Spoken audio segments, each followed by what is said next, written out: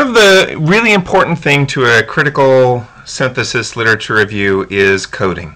Right, so you actually are doing a little bit of research methodology here, looking at the literature. You're not just sort of imagining how it goes together. You're really taking a careful look. And you'll remember that there were a couple of different categories from Cooper's research synthesis and meta-analysis text that I emphasized you should look at when coding. They are listed here. You want to talk about the actual characteristics of the report itself. You want to talk about what the predictor or independent variables in the literature, the article, the book, the whatever, that you're looking at identifies, if it does. You want to talk about the setting for the study that you're reviewing, or the context for which it's discussing whatever it's discussing. If there are participants or a sample in the study being reviewed as part of the article or other research literature, you want to make sure you know the characteristics of that participant sample. You want to know what the dependent or outcome variables are and how they were measured, if they are available.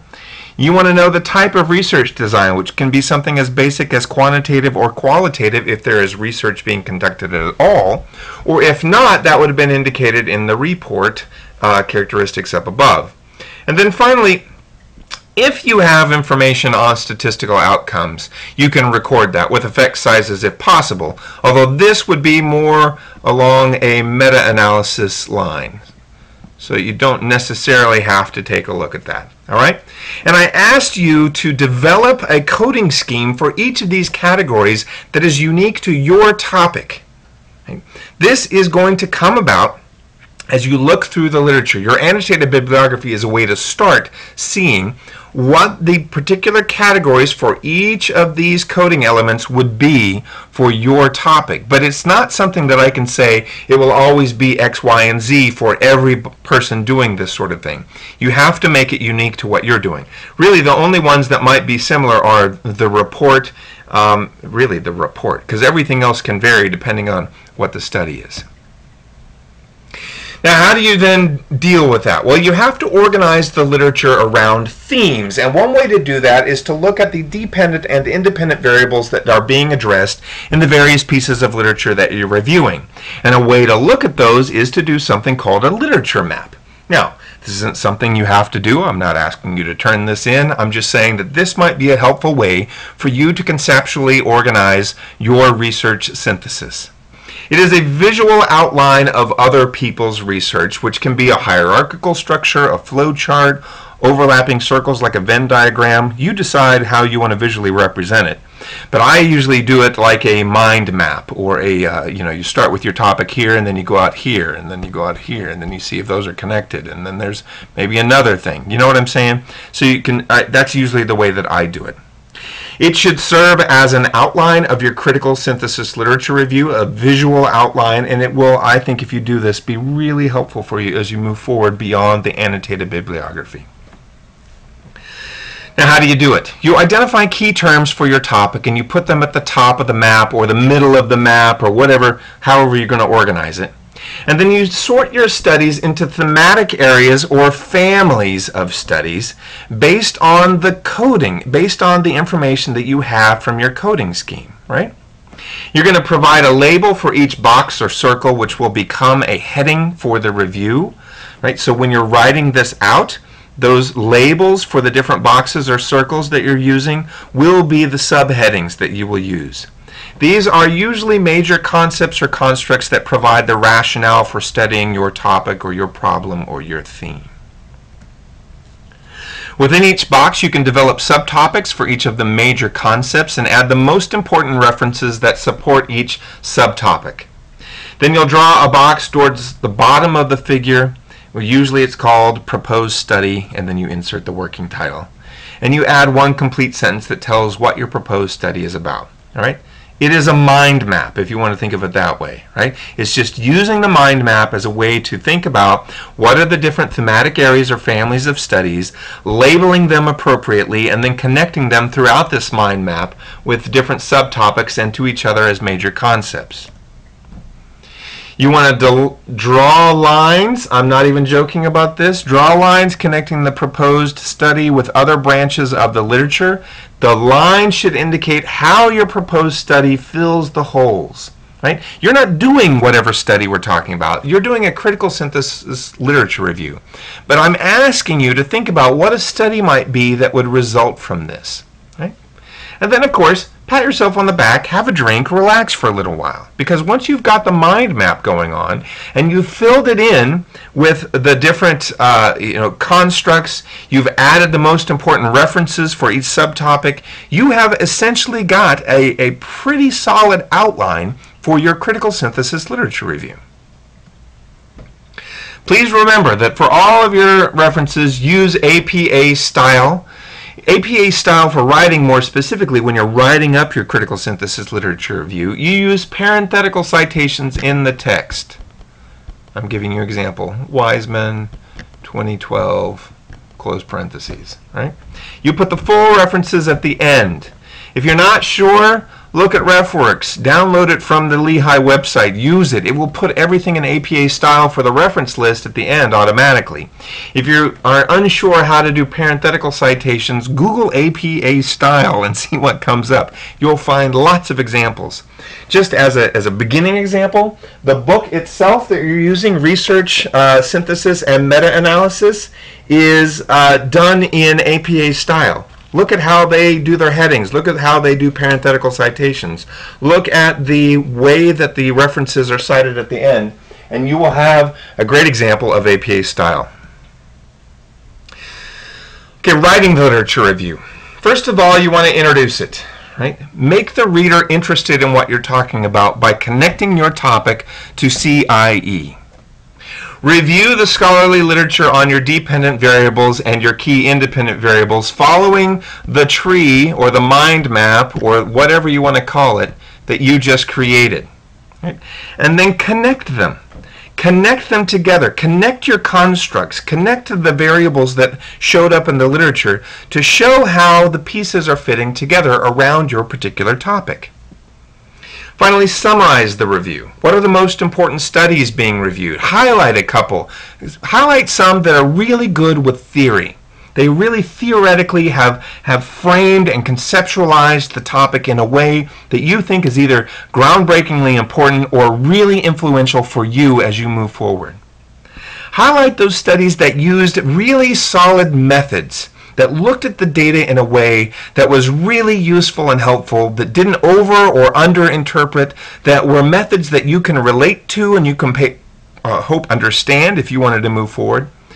And if there were any that were particularly on topic, that had all of the different elements that you're looking at, in other words, it was, if you had done this a couple of years ago, this is what it would have looked like, you should highlight those. Often those are dissertations or other lit reviews.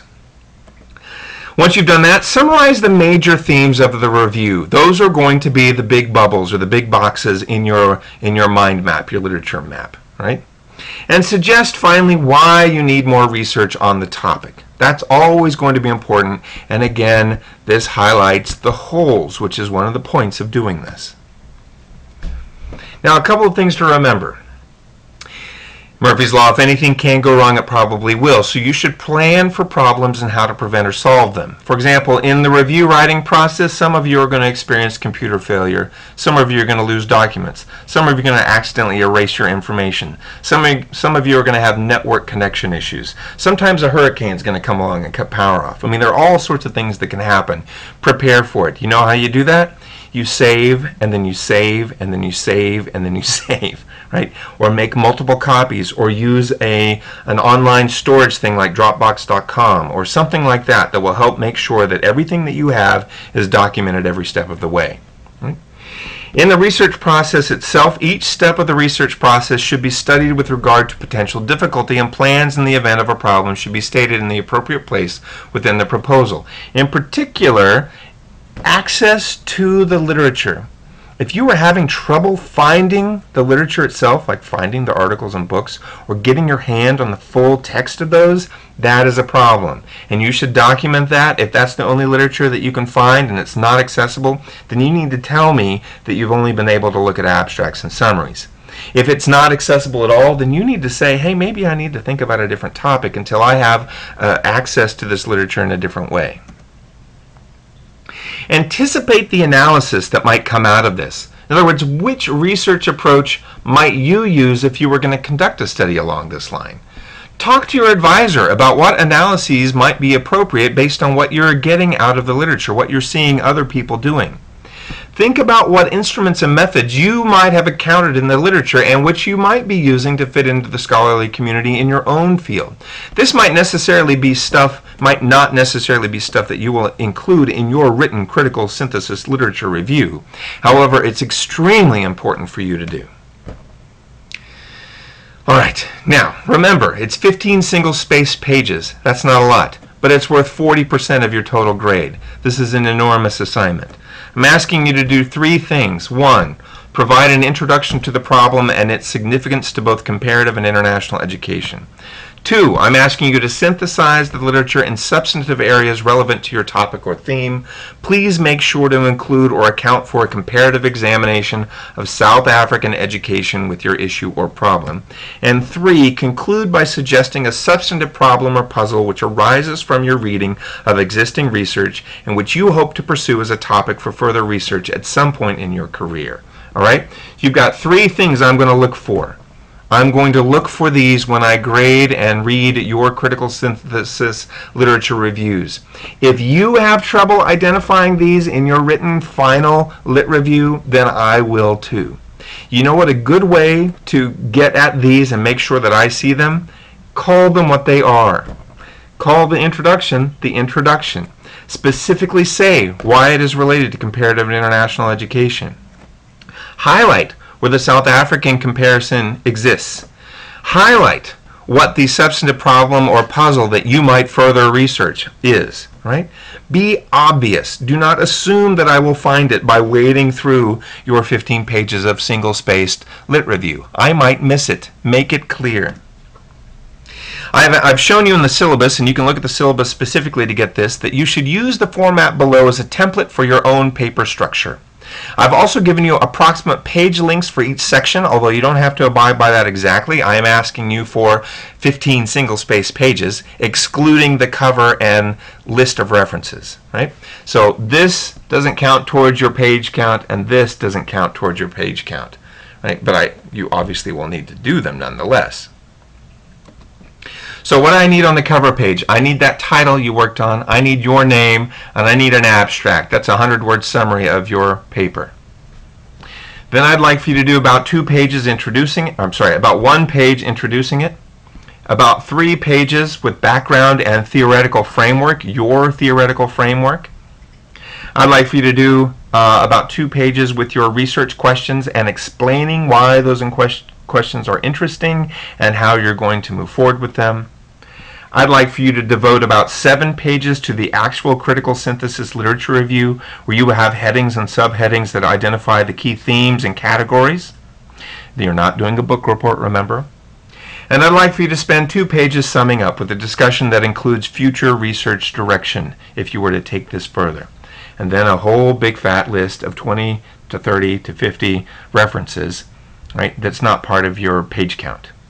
If you can do all that, you are good to go. If you have any questions about this, you should talk to me, you should talk to your advisor, you should talk to the research librarian, you should talk to colleagues in your class, you should talk to a lot of us. But you could start with me if you wanted to. I'd be happy to help in any way possible. All right? If you have any questions, let me know. Cheers.